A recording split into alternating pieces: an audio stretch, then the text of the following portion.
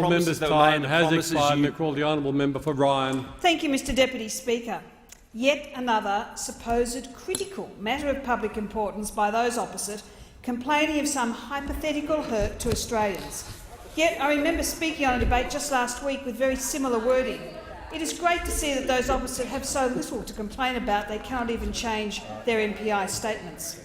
Those opposite must be total hypochondriacs, complaining of hurt here and hurt there, hurt to education, when funding to education has gone up under the coalition, hurt to seniors, when the pension continues to go up under the coalition, hurt to health, when the funding for health continues to increase under the coalition, hurt for senior Australians, when the coalition has already moved to reduce the cost of living for older Australians and to provide incentives for business to employ them. Mr Deputy Speaker, the intestinal fortitude of those opposite to come into this place and make out that the coalition has somehow done wrong by aged pensioners and senior Australians is unfathomable. Since those opposite obviously have minds with as many holes in them as their economic policy, I will take this opportunity to remind the opposition of their own record when it comes to older Australians. They were the party that introduced the carbon tax, which raised the cost of living despite promises to the contrary.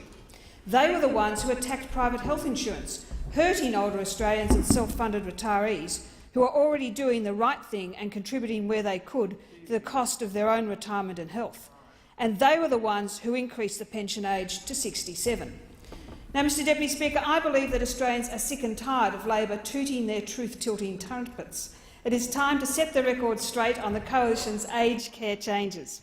We are all aware that one of the biggest problems that Australia faces into the future is our ageing population, and the Coalition is taking action.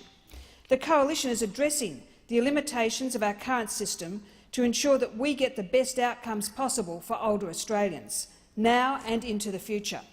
The Coalition is ensuring that the sustainability of government aged care is not put at risk, ensuring that we will be able to provide quality care for older Australians now and into the future. The changes are designed to make the aged care system more sustainable, more efficient, more flexible and easier to access and navigate. Contrary to the malicious trumpeting of those opposite, there will always be a safety net. We are asking people who can afford to contribute to the cost of their aged care to do so.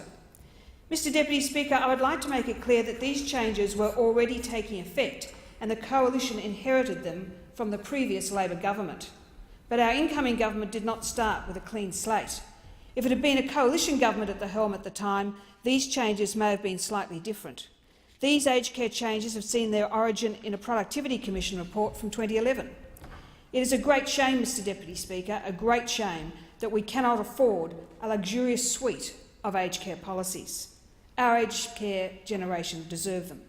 But with Labor having plunged Australia into the fastest deterioration of debt in our modern history, meaning that within a decade our interest repayments would have been $3 billion a month, that's right, $3,000 million a month, if no action was taken on Labor's reckless spending commitments.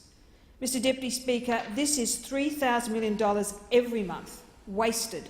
With this money, we could afford to give every aged pensioner their own 24/7 personal nurse. This is money we could put to dementia research, free pharmaceuticals, free treatment for arthritis, cancer research. You name it, this money could make a real difference. But, Mr Deputy Speaker, we do not have the money for these initiatives. We do not have the money as a result of the poor and reckless financial management by those opposite. Instead, all of us are forced to tighten our belts and to rein in spending to pay off their irresponsible fiscal incompetence. Shameful. Mr Deputy Speaker, it is laughable that those opposite are claiming that the Coalition is hurting Australians, yet it is Labor who tried to stand in the way of the government honouring its election commitment to self-funded retirees, to index the income threshold for the Commonwealth Seniors Health Card to inflation from 20 September this year.